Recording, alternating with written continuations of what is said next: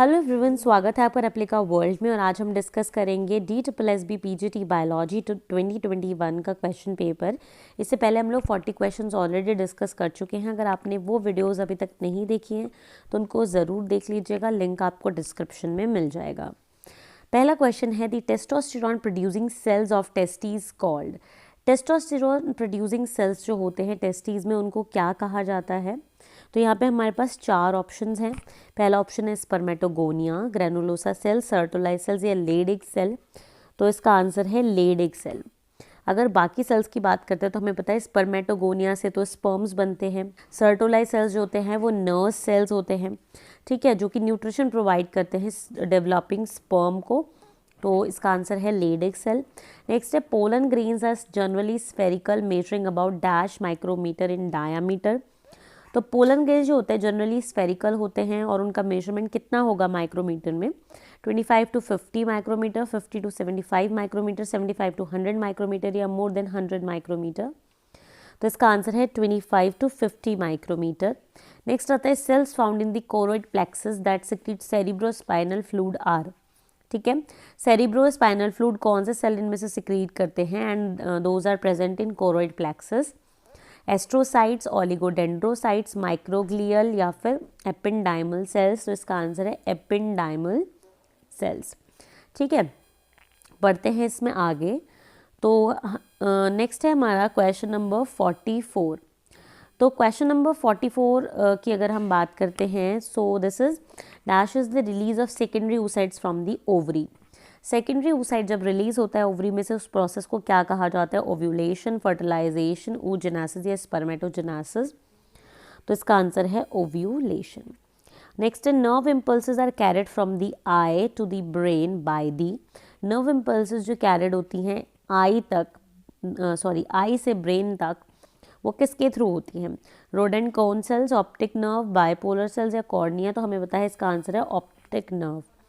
बाकी rod cell, cone cells, bipolar cells ये सारे हमारे आई में ही प्रेजेंट होते हैं, बट इनका डिफरेंट फंक्शन होता है। और कॉर्निया जो है, कॉर्निया फ्रंट पार्ट होता है आई का। Gene is the unit of inheritance that control a specific trait और character and may also be expressed in alternative forms known as.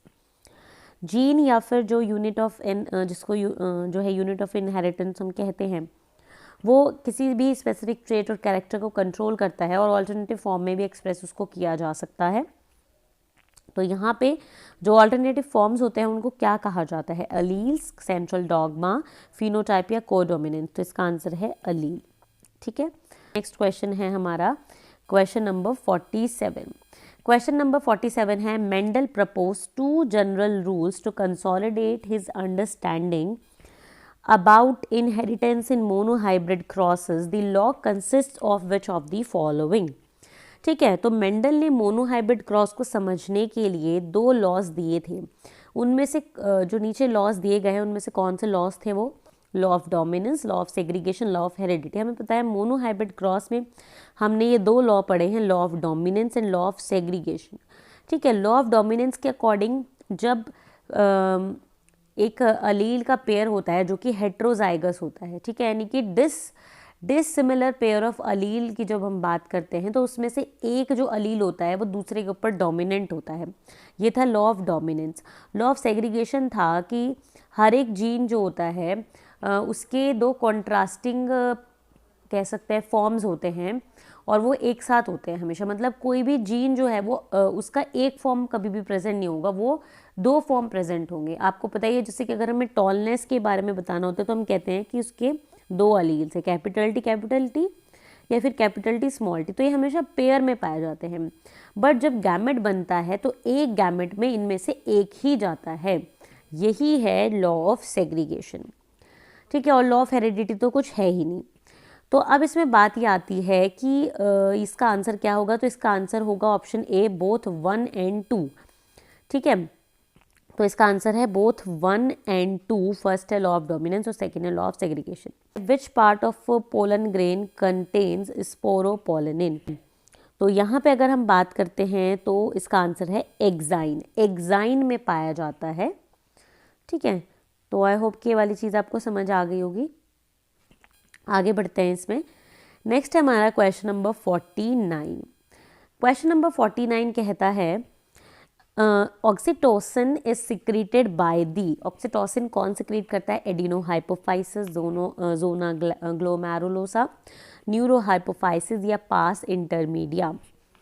तो यहाँ पे देखिए ऑक्सीटोसिन जो है उसको सिक्रीट करता है हमारा न्यूरो हाइपोफाइसिस, ठीक है, बट ऑक्सीटोसिन वहाँ पे प्रोड्यूस नहीं होता है। ऑक्सीटोसिन को हाइपोथैलेमस प्रोड्यूस करता है और न्यूरो हाइपोफाइसिस उसको स्टोर करता है और फिर सिक्रीट करता है। तो न्यूरो हाइपोफाइसिस इसका आंसर होगा। ये पिट्यूटरी ग्लैंड का पार्ट होता है। पिट्यूटरी ग्लैंड के 3 पार्ट होते हैं, एडिनो हाइपोफाइसिस, पार्स इंटरमीडिया और न्यूरो हाइपोफाइसिस। नेक्स्ट क्वेश्चन है cells of the tapetum possess dense cytoplasm and generally have। Cells जो होते हैं टेप्टम के उनका साइटोप्लाज्म डेंस होता है और जनरली उनके पास क्या होता है? More than 1 nucleus, more than 2 nucleus, more than 3 nucleus या मोर देन 4 न्यूक्लियस। तो इसका आंसर है option A, more than 1 nucleus. बात करते हैं which of the following describe the process of apomixis. Apomixis को कौन डिस्क्राइब कर रहा है?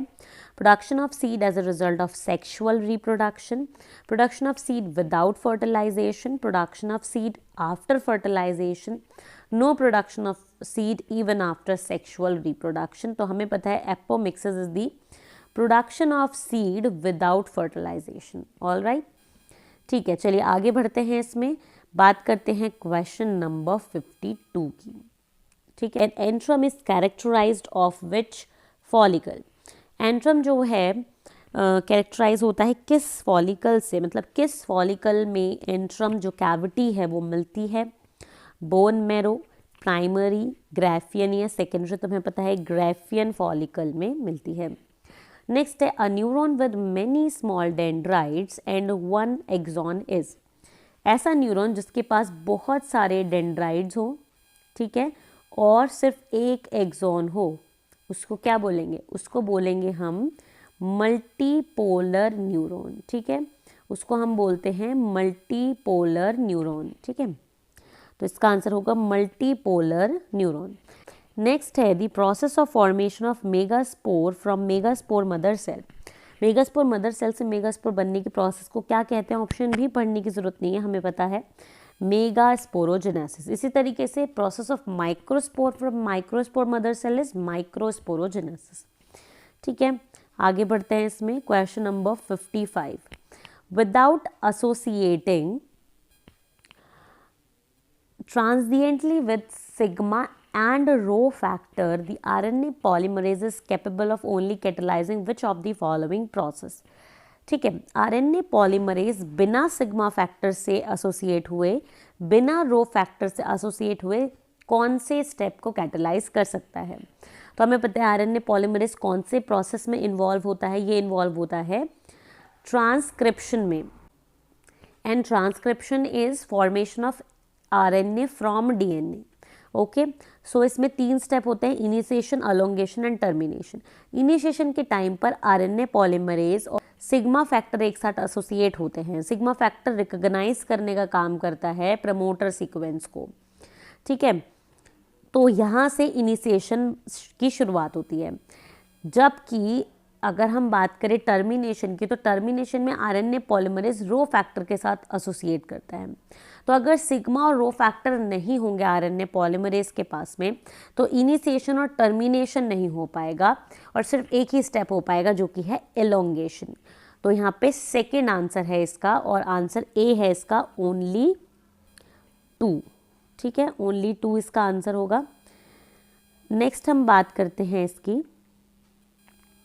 Human chorionic gonadotropin. Human chorionic gonadotropin के बारे में इसमें से कौन सी बात सही है? Begin to produce 4 months after fertilization, is produced by corpus luteum, is present only if successful fertilization occur, is produced by the prostate gland। तो आपको भी पता है HCG यानी ह्यूमन कोरियोनिक गोनाडोट्रोपिन एक साइन होता है प्रेगनेंसी का, कि अगर फीमेल के यूरिन में वो जो है हार्मोन मिलता है तो वो प्रेगनेंसी का साइन होता है। और जो प्रेगनेंसी की किट्स होती हैं, प्रेगनेंसी टेस्टिंग किट्स जो होती हैं, वो भी इसी पर ही बेस्ड होती हैं, ठीक है। तो इसलिए इसका आंसर होगा option C, which is is present only if successful fertilization occur. ठीक है, और HCG जो है यानी कि ह्यूमन कोरियोनिक गोनाडोट्रोपिन जो है उसको प्लेसेंटा सेक्रेट करता है, ना कि कॉर्पस ल्यूटियम। आगे बढ़ते हैं। ठीक है, नेक्स्ट है क्वेश्चन नंबर 57।